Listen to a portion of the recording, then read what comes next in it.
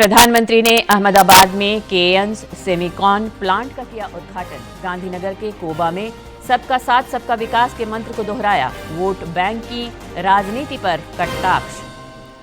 राज्यपाल से मिले नेता प्रतिपक्ष बाबूलाल मरांडी। शराब घोटाला मामले में एसीबी को तुरंत चार्जशीट दाखिल करने के लिए निर्देश देने का आग्रह। पूरे प्रकरण की सीबीआई जांच की मांग।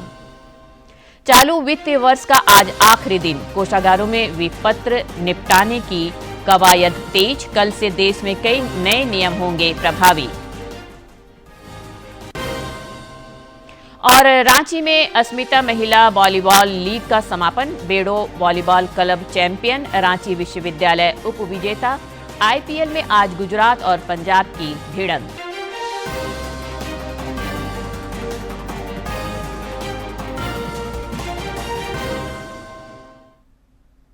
नमस्कार, खबरें झारखंड में आपका स्वागत है। मैं हूं रोज उरांव और अब समाचार विस्तार से। प्रधानमंत्री नरेंद्र मोदी गुजरात के एक दिवसीय दौरे पर हैं। प्रधानमंत्री ने आज अहमदाबाद के सानंद में केयन्स सेमीकॉन प्लांट का उद्घाटन किया। इसे आत्मनिर्भर भारत की दिशा में महत्वपूर्ण कदम के तौर पर देखा जा रहा है, जिससे मेड इन इंडिया की अवधारणा को नया आयाम मिलेगा। इस दौरान प्रधानमंत्री ने अपने संबोधन में देश में तकनीकी विकास, ईज ऑफ मैन्युफैक्चरिंग और ईज ऑफ और लिविंग पर भी बल दिया।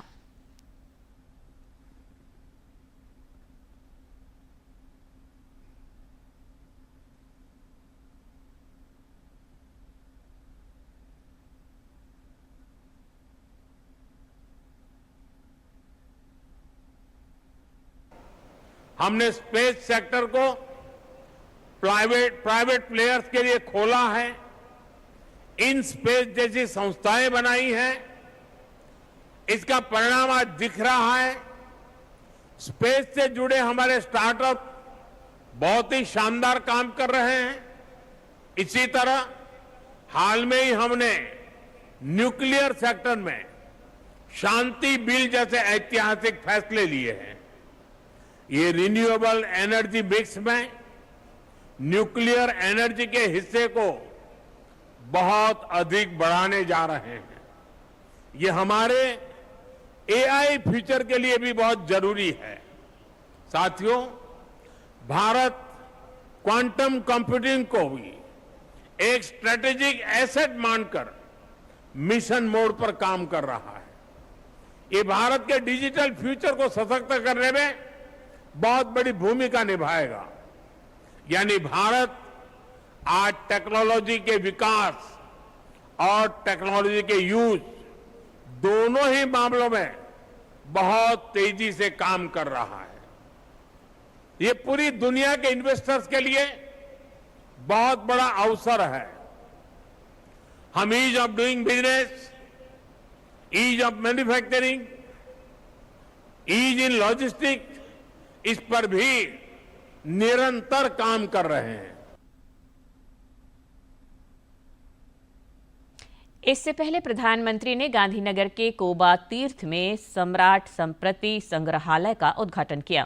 मौके पर एक समारोह को संबोधित करते हुए प्रधानमंत्री ने भगवान महावीर के आदर्शों और उपदेशों को विश्व शांति के लिए महत्वपूर्ण बताया। श्री मोदी ने वोट बैंक की राजनीति की आलोचना करते हुए सबका साथ सबका विकास के मंत्र को दोहराया।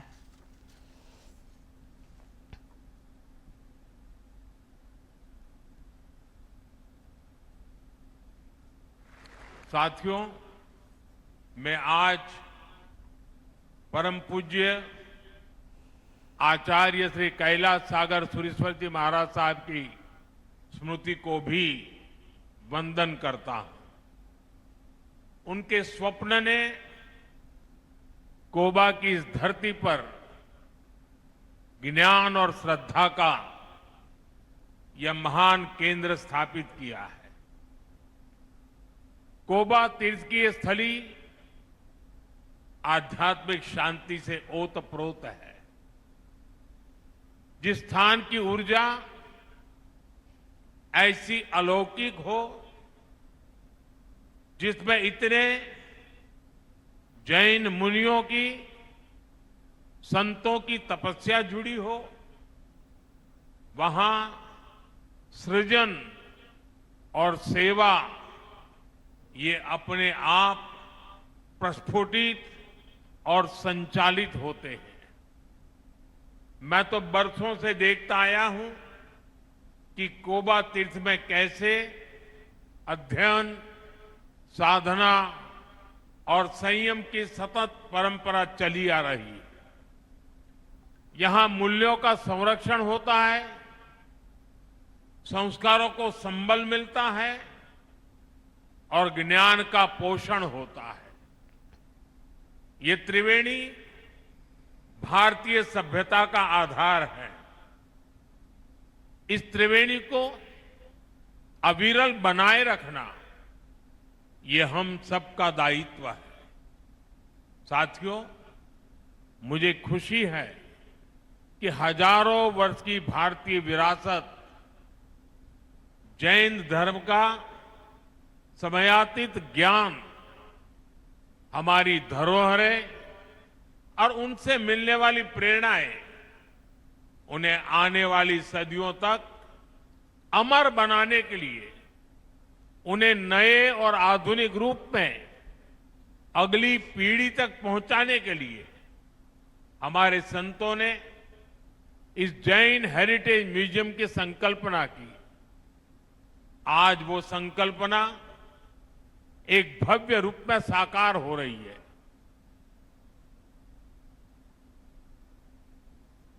नेता प्रतिपक्ष बाबूलाल मरांडी ने शराब घोटाला मामले पर एक बार फिर राज्य सरकार को घेरते हुए कटघरे में खड़ा किया है।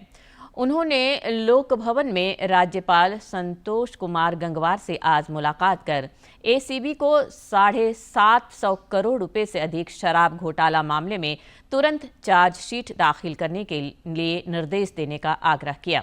साथ ही एसीबी की कथित संदेहास्पद भूमिका और संपूर्ण प्रकरण की सीबीआई से जांच कराने की मांग की।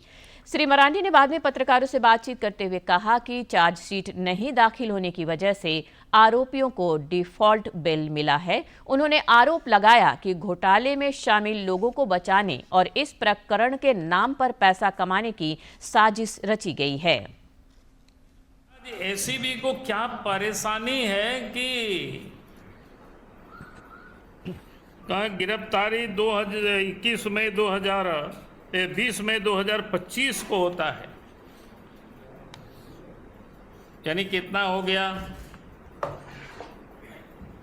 लगभग 10 महीना हो गया करीब। अब 10 महीना में भी अगर कोई चार्जशीट सबमिट नहीं करता है एसीबी, इसका अर्थ ये होता है कि एसीबी एक षड्यंत्र के तहत सिर्फ पैसा वसूल रहे, एक्सटॉर्शन कर रही है।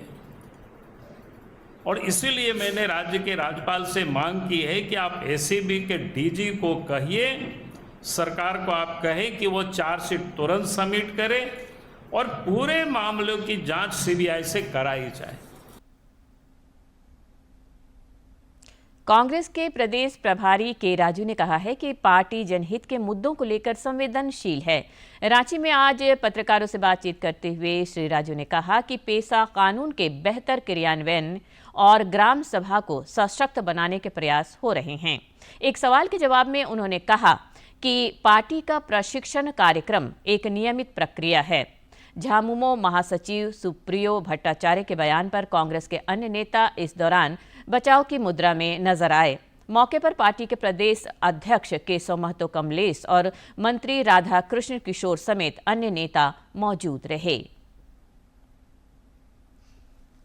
कर रहे, उसके अलावा हमारा एमएलएस भी वो इश्यूज रेज करके पब्लिक का हित में रेज करके, उसके अलावा हमारा Congress party district Congress committee district में है और पब्लिक में बीच में है, वो भी डिस्ट्रिक्ट कांग्रेस कमेटी और ब्लॉक कमिटीज हमारा कांग्रेस कैडर्स वो भी वो इश्यूज रेज कर सके। किधर रेज सकते? कंसर्न बीडीओ के सामने, कंसर्न कलेक्टर्स के सामने रेज कर सकते। when they are questioning, don't be under the impression that we are questioning chief minister.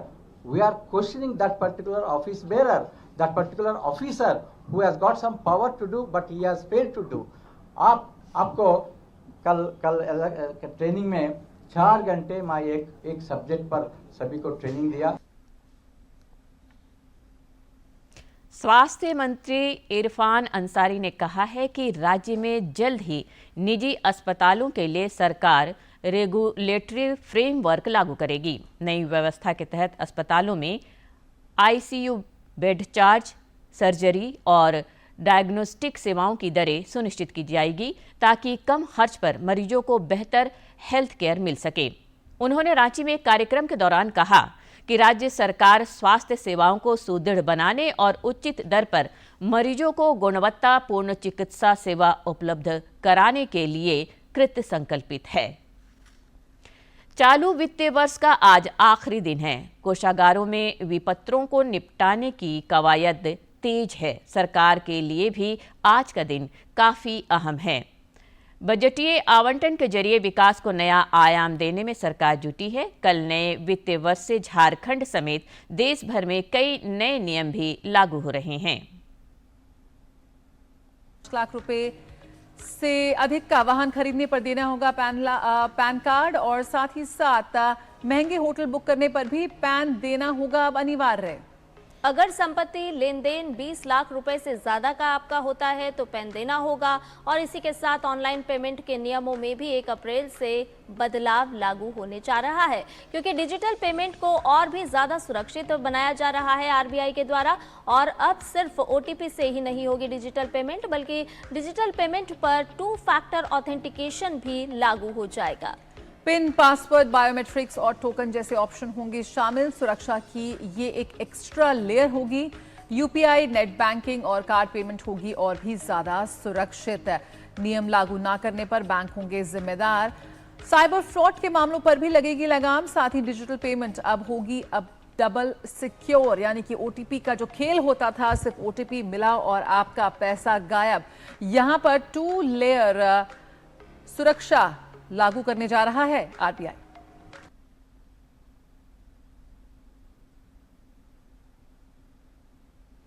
Tax collection में रांची नगर निगम ने नया कीर्तिमान बनाया है। करदाताओं को लुभाने के लिए निगम ने आज तक ऑनलाइन टैक्स जमा करने पर 5% और जन सुविधा केंद्र पर 2.5% छूट का ऐलान किया है। कर नहीं देने वालों पर 1 अप्रैल से जुर्माना भी लगेगा।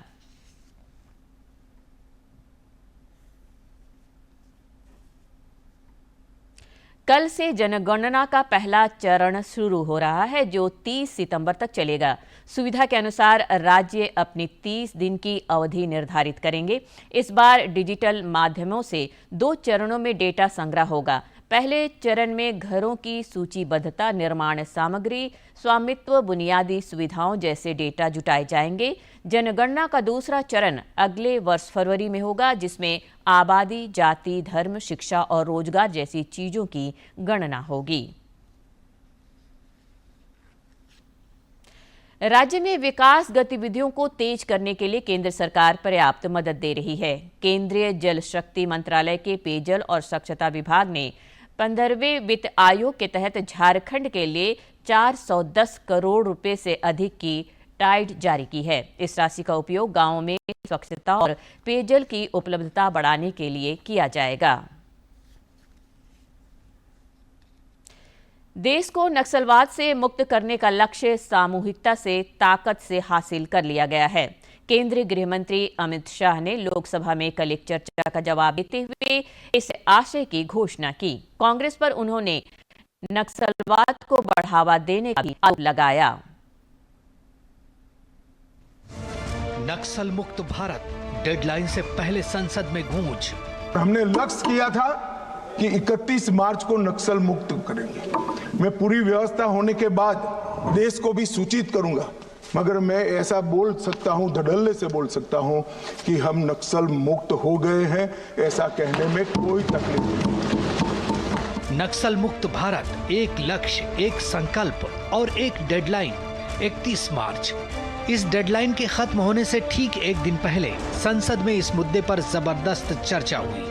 लोकसभा में नक्सलवाद पर चर्चा की शुरुआत करते हुए शिवसेना सांसद श्रीकांत एकनाथ शिंदे ने विपक्ष पर तीखा हमला बोला। उन्होंने कहा कि विपक्ष की सरकारों ने देश को रेड कॉरिडोर दिया, जबकि नरेंद्र मोदी के नेतृत्व में मौजूदा सरकार ने इसे खत्म कर ग्रोथ कॉरिडोर में बदल दिया है। आपकी सरकार ने अपनी मजबूरियों के चलते इस देश को रेड कॉरिडोर दिया, लेकिन मोदी सरकार ने अपनी मजबूत इच्छा शक्ति से रेड कॉरिडोर को खत्म किया और देश को ग्रोथ कॉरिडोर देने का काम यहाँ पर किया। वहीं विपक्ष भी आक्रामक नजर आया।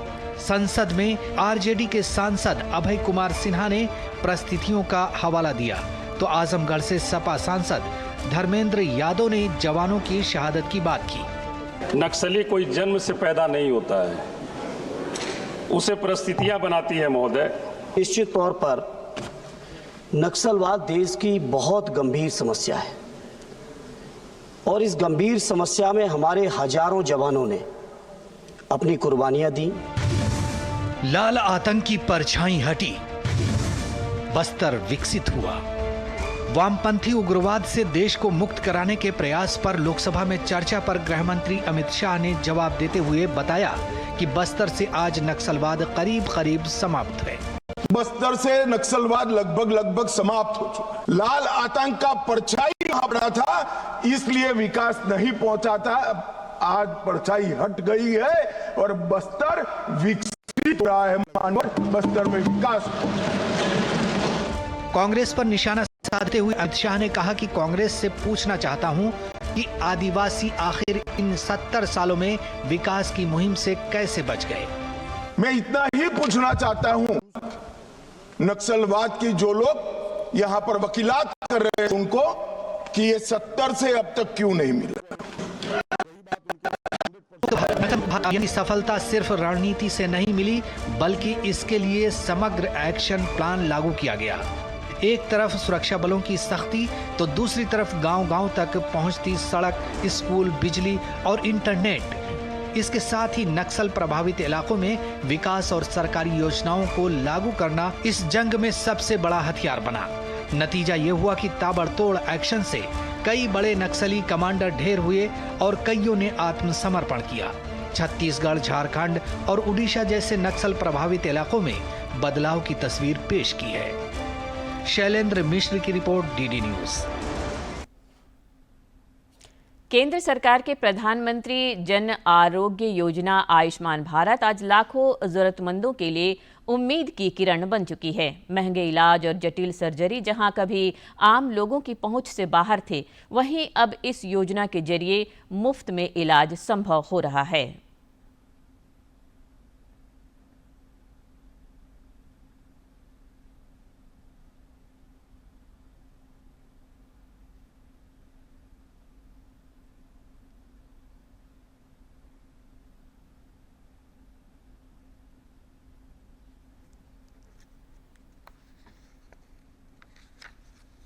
डॉक्टर प्रभात कुमार के मुताबिक सदर अस्पताल में इस योजना के तहत रोजाना जटिल सर्जरी की जा रही है। इतना ही नहीं, अब दूसरे बड़े अस्पतालों से भी मरीज यहां रेफर होकर आ रहे हैं। सर्जरीज हुई हैं यहाँ पर, और चाहे वो न्यूरो सर्जरी हो, प्लास्टिक सर्जरी हो, अभी और हम लोग पीडियाट्रिक सर्जरी भी शुरू करने जा रहे हैं। यूरोलॉजी, हर तरीके की सर्जरी यहाँ पर होगी। गैस्ट्रोएंटरोलॉजिकल सर्जरी, ये सब भी इस मंथ में हम लोग शुरू करने जा रहे हैं। प्रधानमंत्री जन आरोग्य योजना आयुष्मान भारत गरीबों के लिए किसी वरदान से कम नहीं है। हजारीबाग के सचिन के पिता राजू यादव की गर्दन की एक नस दब गई थी, जिससे उन्हें काफी तकलीफ हो रही थी। ऐसे में सचिन ने आयुष्मान भारत योजना का सहारा लिया और रांची के सदर अस्पताल में अपने पिता का मुफ्त ऑपरेशन करवाया। आज उनके पिता पूरी तरह स्वस्थ हैं। जैसे इधर का कोई नस वगैरह दबा हुआ था, तो इधर है बहुत ज़्यादा पेन होता था। तो फिर यहाँ सदर आए, तो यहाँ बताया गया कि आयुष्मान के द्वारा होगा, तो उस आयुष्मान कार्ड का यूज़ किया गया और उसके तो ऑपरेशन वगैरह कोई चार्ज नहीं लगा, बस बाहर का जो भी दवाइयाँ थी तो उसके लिए मतलब पैसे लगे कुछ। सचिन बताते हैं कि निजी अस्पतालों में इस सर्जरी का खर्च 4 से 5 लाख रुपए बताया गया था, जो उनके लिए संभव नहीं था। लेकिन आयुष्मान भारत योजना ने उनकी सबसे बड़ी चिंता को खत्म कर दिया। वे कहते हैं कि अगर इस योजना का लाभ नहीं मिला होता तो उनके पिता का इलाज कराना बेहद मुश्किल हो जाता। बहुत सारे मतलब प्राइवेट हॉस्पिटल में भी गए तो वहाँ भी बहुत सारे पैसे खर्च हुए, बहुत ज़्यादा, लगभग 50,000 80,000 ऐसे, मतलब हाँ मुश्किल तो बहुत ज़्यादा होता अगर ये आयुष्मान कार्ड नहीं होता। आयुष्मान कार्ड के कारण मतलब बहुत इजी हुआ, सारा कुछ बहुत ही इजी हुआ।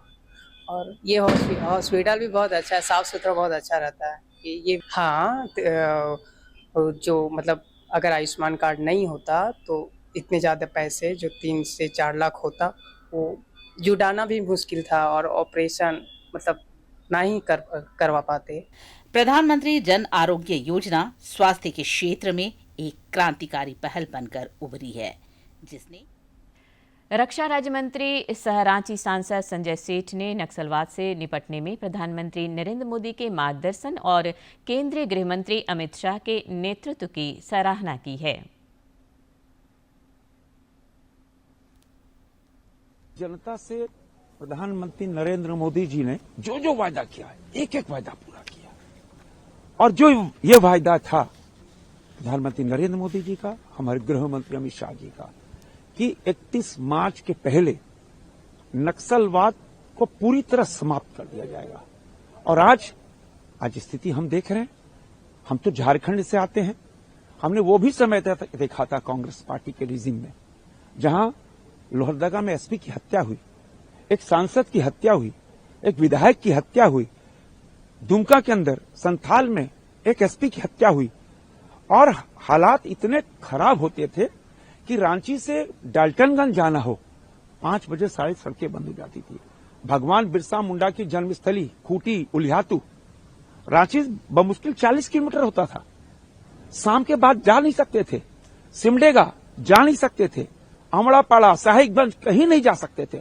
स्थिति इतनी भयानक होती थी। 5 बजे के बाद समझो सूर्यास्त हुआ और कहीं आवागमन पूरी तरह बंद हो जाता था। इतनी स्थिति खराब थी। जब आप देखो अखबारों में आता था आज झारखंड की नक्सली बंदी 3 दिन के लिए, गांव तो छोड़ दो, शहर की दुकानें बंद होती थी।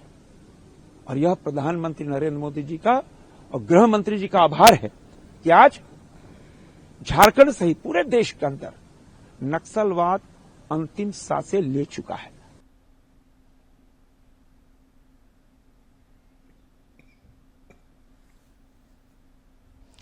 जैन धर्म के 24वें तीर्थंकर भगवान महावीर की जयंती पर देश भर में आज हर्ष और उल्लास का माहौल है।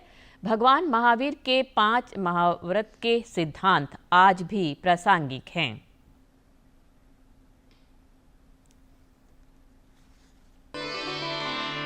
आज के समय में जब विश्व भर में हिंसा और संघर्ष का माहौल बना हुआ है, ऐसे में जैन धर्म के 24वें तीर्थंकर भगवान महावीर का संदेश अहिंसा परमो धर्म और भी अधिक महत्वपूर्ण हो जाता है।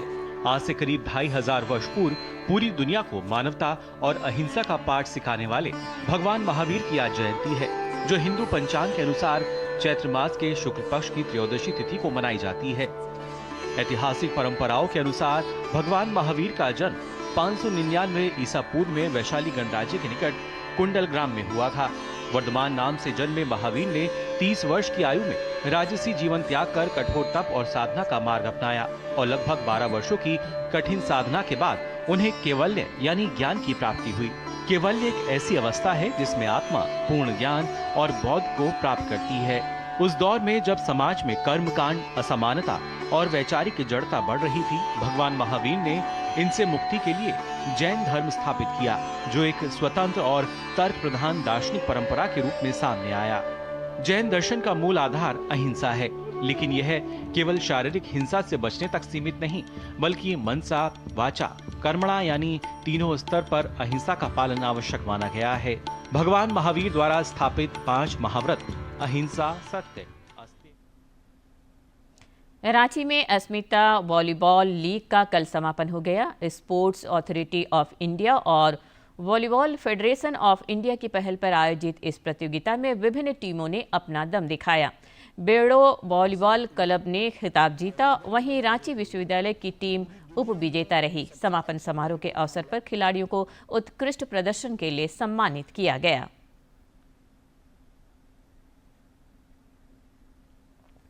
आईपीएल का रोमांच जारी है। गुजरात और पंजाब के बीच आज मुकाबला खेला जाएगा। कल खेले गए एक मैच में राजस्थान रॉयल्स ने चेन्नई सुपर किंग्स के खिलाफ बड़ी जीत दर्ज की। इंडियन प्रीमियर लीग का चौथा मुकाबला आज पंजाब किंग्स और गुजरात टाइटंस के बीच खेला जाएगा। ये मुकाबला न्यू चंडीगढ़ के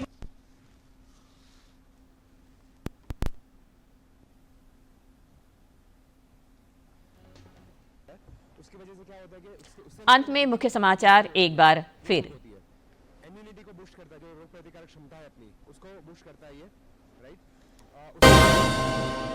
प्रधानमंत्री ने अहमदाबाद में केएन सेमीकॉन प्लांट का किया उद्घाटन। गांधीनगर के कुबा में सबका साथ सबका विकास के मंत्र को दोहराया। वोट बैंक की राजनीति पर कटाक्ष। राज्यपाल से मिले नेता प्रतिपक्ष बाबूलाल मरांडी। शराब घोटाला मामले में एसीबी को तुरंत चार्जशीट दाखिल करने के लिए निर्देश देने का आग्रह। पूरे प्रकरण की सीबीआई जांच की मांग।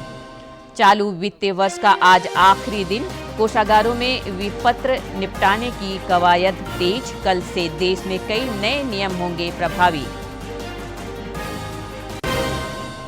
और रांची में अस्मिता महिला वॉलीबॉल लीग का समापन। बेड़ो वॉलीबॉल क्लब चैंपियन, रांची विश्वविद्यालय उप विजेता। आईपीएल में आज गुजरात और पंजाब की भिड़ंत।